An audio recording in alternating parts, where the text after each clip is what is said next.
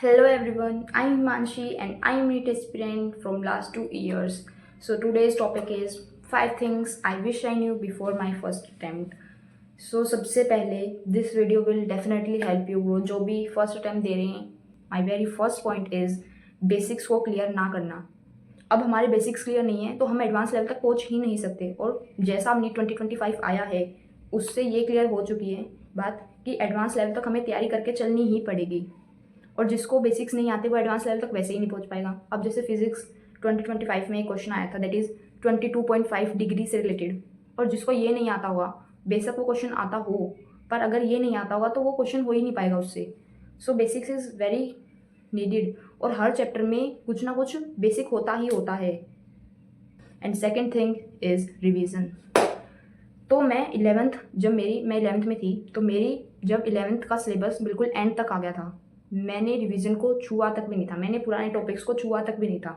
मेरे को कुछ रिवाइज ही नहीं था। मेरे को ये पता था मेरे टेस्ट में काफ़ी अच्छे मार्क्स आ रहे हैं, मेरे को टॉपिक्स वेरी क्लियर हैं, बिल्कुल क्लियर हैं, पर मेरे को कुछ भी याद नहीं है पीछे का। अब मैं रोटेशन चैप्टर पढ़ रही हूँ पर मेरे को पीछे का work energy power, Newton's law सब मेरे को रिवाइज करके चलते रहने चाहिए, साथ साथ चलता रहना चाहिए। और शेड्यूल में हमें अपना रिवीजन का स्लॉट, डेली के रिवीजन स्लॉट्स बना के चलने हैं, वरना कुछ भी नहीं हो पाएगा। रिवीजन बिना तो कुछ है भी नहीं, पर मेरे को पता ही नहीं था कि रिवीजन भी कुछ होता है, पता नहीं था। एंड थर्ड थिंग इज़ हम अपने टीचर्स को फॉलो नहीं करते। That is very obvious thing. और कभी टीचर्स ने कहा भी होगा कि रिवीजन ऐसे करनी है या वैसे करनी है, तो मैंने कभी ध्यान भी नहीं दिया हुआ। या अभी किसी टीचर ने कहा होगा कि ये बहुत आगे जाके बेसिक्स बन जाएगा, तो मैंने तभी भी टीचर्स को फॉलो नहीं किया। तो हमें अपने टीचर्स को फॉलो करना ही करना है, अंधा होके फॉलो करना है, अंधा होके बिल्कुल ही। टीचर बोल रहे हैं कि ये पढ़ के आना है, ऐसे पढ़ के आना है, तो वो बिल्कुल वैसे ही पढ़ना है, तुम्हें खुद की चलानी ही नहीं है। क्योंकि बहुत कई बार हमें पता नहीं होता कि कैसे करना है, क्या करना है, पर टीचर हमें बता रहे होते हैं, पर हमें ये लगता है कि वो गलत हैं, पर नहीं होते, बहुत सही बताते हैं वो। और वो उन्हें एक्सपीरियंस है, बहुत सालों से पढ़ते आ रहे हैं, पढ़ाते आ रहे हैं। वो ग्रो कराएगा आपको, वो इम्प्रूवमेंट कराएगा। एंड फोर्थ इज़ 11th को 12th में प्रायोरिटी बिल्कुल ही नहीं देते हैं। हमें लगता है कि हमारे बोर्ड्स हैं और 12th पढ़ेंगे, सिर्फ 12th पढ़ेंगे, नीट हो जाएगा, बोर्ड्स हो जाएंगे, सब कुछ हो जाएगा, बट नहीं होगा। 12th में भी कुछ ऐसे टॉपिक हैं जिनका बेस 11th से शुरू हो रहा है। तो हम ना 11th को स्ट्रॉन्ग करते ना 12th भी जाते। 12th भी गया, 11th भी गया, सब गया। 12th में 11th के स्लॉट्स बनाने हैं, सुबह या बिल्कुल रात को हमें अपने 2 से 3 घंटे डेली 11th को देने ही पड़ेंगे। अगर वो रिवाइज नहीं होएगा तो 6-7 महीने बाद हमें लगेगा कि हमने कुछ किया तो था पर हमें कुछ याद ही नहीं है। तो हमें अपनी 11th भी रिवाइज करती चलनी है 12th के साथ। बेशक बोर्ड है, बेशक कुछ भी है, पर 11th करती ही चलनी है। और बोर्ड्स का सोचो मत, बोर्ड्स हो जाते हैं, हो जाते हैं, बहुत अच्छे तरीके से हो जाते हैं। Fifth point is rough schedule. अगर हम रफ शेड्यूल नहीं बनाएंगे, और एक चीज़ ये है कि टीचर्स कई बार बोलते हैं कि टाइम टेबल बनाओ,